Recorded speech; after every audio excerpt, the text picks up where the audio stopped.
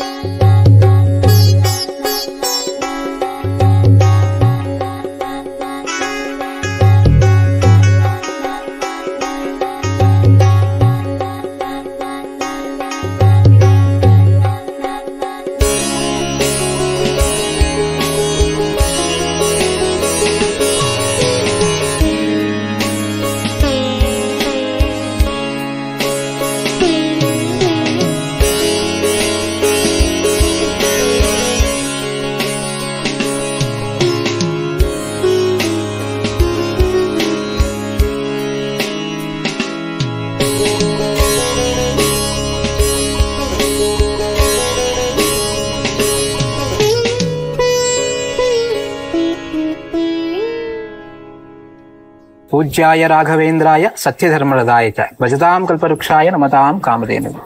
ಈ ಒಂದು ರಾಯರ ಭಕ್ತ ಚಾನೆಲ್ನ ಶ್ರೀ ರಾಘವೇಂದ್ರ ಮಠ ದರ್ಶನ ಸಂಕಲ್ಪದ ಒಂದು 63ನೇ ದರ್ಶನವನ್ನ ನಾವಿಲ್ಲಿ ಕ್ಷಿಪ್ರ ಪ್ರಸಾದ ವಾರ ಆಂಜನೇಯನ ಸಮೇತ ಶ್ರೀ ರಾಘವೇಂದ್ರ ಸ್ವಾಮಿಗಳನ್ನ ದರ್ಶನ ಮಾಡ್ತಿದ್ದೇವೆ. ಪ್ರತಿಯೊಂದು ಮಠದಲ್ಲೂ ಕೂಡ ಒಂದು ಕಾರಣ ಇಲ್ಲದೆ ಅದು ಮಠ ಉದ್ಭವ ಆಗಲ್ಲ, ಮತ್ತೆ ಮಂದಿರ ಕೂಡ ಉದ್ಭವ ಆಗಲ್ಲ. ಏನಾದ್ರೂ ದೈವಕ್ಕಾಗ್ಲಿ ದೈವಾಂಶ ಸಂಭೂತವಾದ ಒಂದು ಕಾರಣ ಇಲ್ಲದೆ ಅದು ಸಾಧ್ಯನೇ ಇಲ್ಲ. ಯಾಕಂದ್ರೆ ರಾಯರು ಕೂಡ ಒಂದು ದೈವಾಂಶ ಸಂಭೂತರಂತ ರಾಯರು ಒಂದೊತ್ತು ಕೂದಿದಂತಹ ಒಂದು ಶಿಲೆ ಮೇಲೆ ಅವರು ಆ ಬೃಂದಾವನನ ಮಾಡಿಸ್ಕೊಂತಾರೆ. ಅಂತೆಯೇ ಒಂದು ಕಾರಣ ಇದ್ದೇ ಇರುತ್ತೆ ಅನ್ನೋದು ನಾನು ಸದಾ ಹೇಳ್ತಾ ಬರ್ತೇನೆ.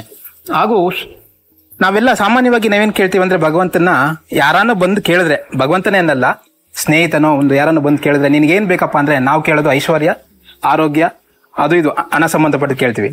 ಆದ್ರೆ ಆಂಜನೇಯ ಸ್ವಾಮಿಗಳು ಏನ್ ಕೇಳ್ತಾರೆ ಅಂದ್ರೆ, ಒಂದು ರಾಮಾಯಣದ ಆಗುತ್ತೆ, ರಾವಣನ ವಧೆ ಆಗುತ್ತೆ, ಎಲ್ಲರೂ ಅಯೋಧ್ಯೆಗೆ ಹೋಗ್ತಾರೆ. ಅಯೋಧ್ಯೆಯಲ್ಲಿ ರಾಮನು ಹನುಮಂತನನ್ನ ಕೇಳ್ತಾರೆ, ಇಷ್ಟೆಲ್ಲ ಸಹಾಯ ಮಾಡಿದ್ಯಾ, ನಿನ್ಗೊಂದು ಉಡುಗೊರೆ ಕೊಡ್ಲೇಬೇಕು ಅಂತ ಏನೋ ಒಂದು ಅಮೂಲ್ಯವಾದ ಉಡುಗೊರೆ ಕೊಡಕ್ ಬರ್ತಾರೆ. ಆದ್ರೆ ಸುತಾರಾಮ್ ಹನುಮಂತ ದೇವರು ಅದನ್ನ ಅಲ್ಗಳ್ತಾರೆ. ಕಾರಣ ಅವರೊಂದನ್ನ ಕೇಳ್ತಾರೆ, ಸ್ವಾಮಿ ಇದೇನು ಬೇಡ ನನಗೆ, ನಿನ್ನ ಪಾದದಡಿ ಒಂದು ಸ್ಥಳವನ್ನ ಕೊಡು ಸಾಕು ಅಂತ ಆ ಹನುಮಂತ ದೇವ್ರು ಕೇಳ್ತಾರೆ. ಇದಕ್ಕಿನ್ನ ಏನ್ ಬೇಕು ಹೇಳಿ. ಸೊ ಇದರಿಂದ ನಾವು ಕಲಿಬೇಕಾದದ್ದು ತುಂಬಾ ಇದೆ.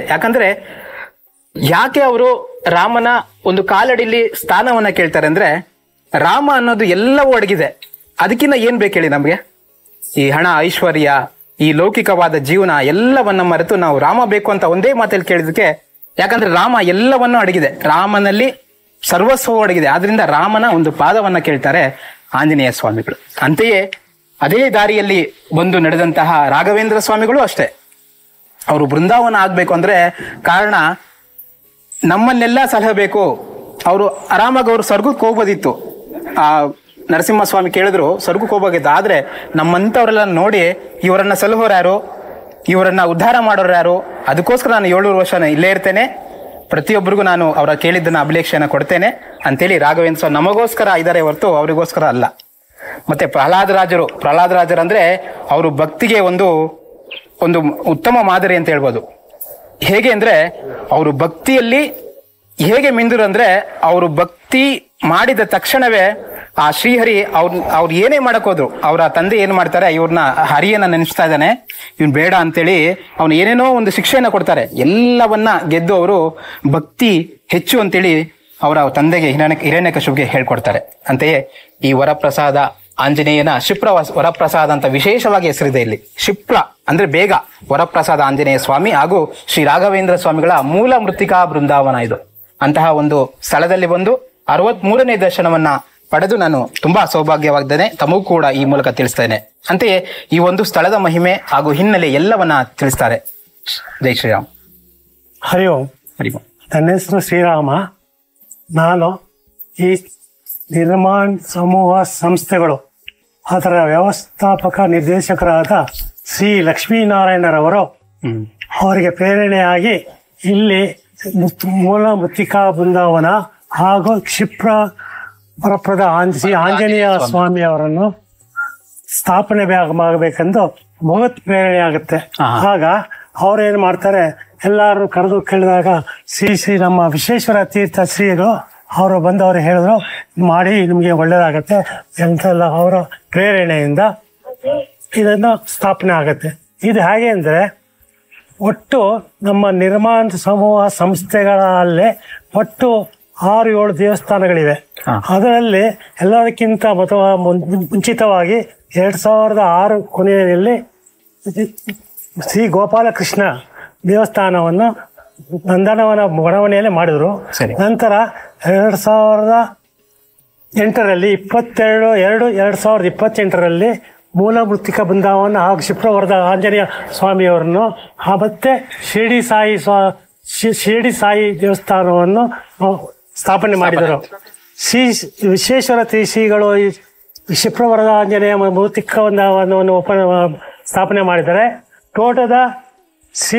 ತೋಟಮಠದ ಶ್ರೀ ಶಾಂತವೀರ ಸ್ವಾಮಿಗಳು ಬಂದು ಶಿರಡಿ ಸಾಯಿ ಮಂದಿರವನ್ನು ಓಪನ್ ಮಾಡಿದ್ರು. ಹೀಗೆ ಎಲ್ಲರ ಭಕ್ತರ ಅಪೇಕ್ಷೆಯನ್ನು ನೆರವೇರಿಸುತ್ತಾ ಇಲ್ಲಿ ರಾಯರು ನೆಲೆಸಿ ಭಕ್ತಾದಿಗಳಿಗೆ ಪ್ರತಿಯೊಂದು ನೆರವೇರಾಗುತ್ತಾ ಎಲ್ಲರ ಅಭಿಷ್ಟಗಳನ್ನು ನೆರವೇರುತ್ತಾ ಸುತ್ತಮುತ್ತ 8-10 ಗ್ರಾಮಗಳಿಂದ ಜನ ಬರ್ತಾರೆ. ಆರಾಧನೆಯಲ್ಲಿ ಅದ್ಭುತವಾದ ಕಾರ್ಯಕ್ರಮಗಳು ನಡೆಯುತ್ತವೆ. ಜೊತೆಗೆ ಇಲ್ಲಿ ಬಂತ ಭಕ್ತಾದಿಗಳಲ್ಲಿ ಅವರವರಿಗೆ ಮಾಡಿ ಗೋಶಾಲೆಯನ್ನು ಕೂಡ ಸ್ಥಾಪನೆ ಮಾಡಿ ಕೊಟ್ಟಿರ್ತಾರೆ. ಹೋದ ತಿಂಗಳು ಪಾಲಿಮಾರು ಮಠದ ಶ್ರೀಗಳು ಬಂದು ಉದ್ಘಾಟನೆಯನ್ನು ಗೋಶಾಲೆಯನ್ನು ಮಾಡಿದ್ರು. ಸೊ ಈಗ 1 ಹಸು ಮತ್ತು 2 ಕರುಗಳು ಇರುತ್ತೆ. ಹೀಗೆ ಉತ್ಪನ್ನವಾಗ್ತಾ ಇರ್ತಾ ಮುಂದಕ್ಕೆ ಬಹಳ ಎಲ್ಲ ಭಕ್ತಾದಿಗಳು ಒಳ್ಳೆಯದನ್ನು ಮಾಡ್ತಾ ಎಲ್ಲಂತ ಕೇಳ್ಕೊತಾರೆ. ಜೈ ಶ್ರೀರಾಮ್. ಜೈ ಶ್ರೀರಾಮ್. ಹೀಗೆ ಹೇಳಿದ್ರು ಇವರು, ಒಂದು ಪ್ರೇರಣೆ ಆಯ್ತು, ವರಪ್ರಸಾದ ಆಂಜನೇಯ ಬಂದ್ರು. ಅಲ್ಲೇ ಈ ಒಂದು ಬಡಾವಣೆಯಲ್ಲಿ ಒಂದು 5-6 ಮಂದಿರಗಳಿವೆ. ಅದು ಪ್ರಮುಖವಾದ ಗೋಪಾಲಕೃಷ್ಣ ಆಗ್ಬೋದು, ಶಿರಡಿ ಸಾಯಿ ಆಗ್ಬೋದು, ರಾಜರಾಜೇಶ್ವರಿ ತಾಯಿ ಆಗ್ಬೋದು. ಒಂದಷ್ಟು ನೈಸರ್ಗಿಕವಾದ ಜಾಗದಲ್ಲಿ ಇದೊಂದು ಇದು ನಿಸರ್ಗ ಲೆವೆಟ್ ಅಂತ ಕರೀತಾರೆ. ನಂದನವನ ನಿಸರ್ಗ ಲೆವೆಟ್ ಅಲ್ಲಿ ನಂದನವನ ಅಂತ ಕೇಳ್ತಾರೆ. ಈ ನಂದನವನಕ್ಕೆ ಹೆಸರಾಗಿ ಅಚ್ಚುಕಟ್ಟಾಗಿ ಹಾಗೆ ಇದೆ, ನಂದನವನವಾಗಿಯೇ ಇದೆ. ಇಲ್ಲಿ ಬರುವಂತಹ ರಾಘವೇಂದ್ರ ಭಕ್ತರು ಕೂಡ ಹಾಗೂ ವರಪ್ರಸಾದ ಆಂಜನೇಯನ ಭಕ್ತರು ಕೂಡ ಇಲ್ಲಿ ಒಂದು ಅವರ ಅಭಿಲೇಖ್ಯವನ್ನ ಸಂಪರ್ಕಿಸಿ ಇದನ್ನೆಲ್ಲವನ್ನ ಪಡಿತಿದ್ದಾರೆ.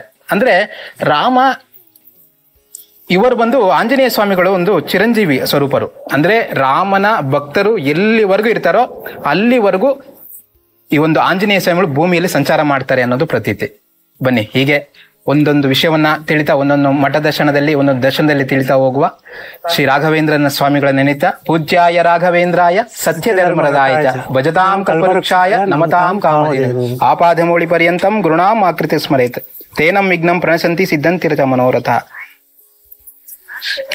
ಮೂಲರಾಮೋ ವಿಜಯತೆ ಶ್ರೀ ಗುರುರಾಜ ವಿಜಯತೆ. ಪಾರಿಜಾತ ತರ್ಮೂಲ ವಾಚಿನಂ ಭಾವಯಾಮಿ ಪವನ ನಂದನಂ. ತುಂಬಾ ಧನ್ಯವಾದ. ಜೈ ಶ್ರೀರಾಮ್. ಜೈ ಶ್ರೀರಾಮ್. ಜೈ ಶ್ರೀರಾಮ್.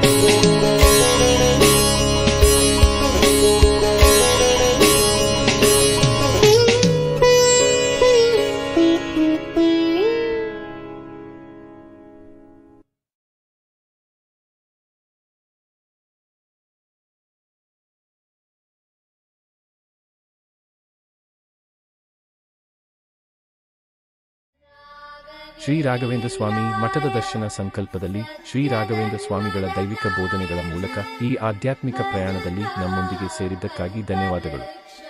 ಈ ಭಾವಪೂರ್ಣ ಅನುಭವವನ್ನು ನೀವು ಆನಂದಿಸಿದ್ದರೆ ಶ್ರೀ ರಾಘವೇಂದ್ರ ಸ್ವಾಮಿಗಳ ಬೋಧನೆಗಳು ಮತ್ತು ಪವಾಡಗಳಿಗೆ ಮೀಸಲಾದ ಹೆಚ್ಚಿನ ಪುಷ್ಟೀಕರಿಸುವ ವಿಷಯಕ್ಕಾಗಿ ರಾಯರ ಭಕ್ತ ಚಾನೆಲ್ಗೆ ಚಂದಾದಾರರಾಗಲು ಮರೆಯಬೇಡಿ. ಅಧಿಸೂಚನೆಗಳನ್ನು ಸ್ವೀಕರಿಸಲು ಬೆಲ್ ಐಕಾನ್ ಅನ್ನು ಒತ್ತಿರಿ ಮತ್ತು ಭಕ್ತಿಯ ಸಾಗರದಲ್ಲಿ ಮುಳುಗುವ ಅವಕಾಶವನ್ನು ಎಂದಿಗೂ ಕಳೆದುಕೊಳ್ಳಬೇಡಿ. ಆಧ್ಯಾತ್ಮಿಕ ಕಂಪನಗಳನ್ನು ಹರಿಯುವಂತೆ ಮಾಡಲು ಸಾಮಾಜಿಕ ಮಾಧ್ಯಮದಲ್ಲಿ ನಮ್ಮೊಂದಿಗೆ ಸಂಪರ್ಕದಲ್ಲಿರಿ. ರಾಯರ ಭಕ್ತ Facebook, Instagram, Twitter, Threads, YouTube, Telegram channel, WhatsApp channel. ನಮ್ಮ ಆಧ್ಯಾತ್ಮಿಕ ಕುಟುಂಬದ ಭಾಗವಾಗಿದ್ದಕ್ಕಾಗಿ ಧನ್ಯವಾದಗಳು. ಮುಂದಿನ ವಿಡಿಯೋದಲ್ಲಿ ಮತ್ತೆ ಭೇಟಿಯಾಗುವವರೆಗೂ ಶ್ರೀ ರಾಘವೇಂದ್ರ ಸ್ವಾಮಿಗಳ ಆಶೀರ್ವಾದ ಸದಾ ನಿಮ್ಮ ಮೇಲಿರಲಿ. ಓಂ ಶ್ರೀ ರಾಘವೇಂದ್ರಾಯ ನಮಃ. ರಾಘವೇಂದ್ರಾಯ ಸತ್ಯಧನ್ಮರತಾ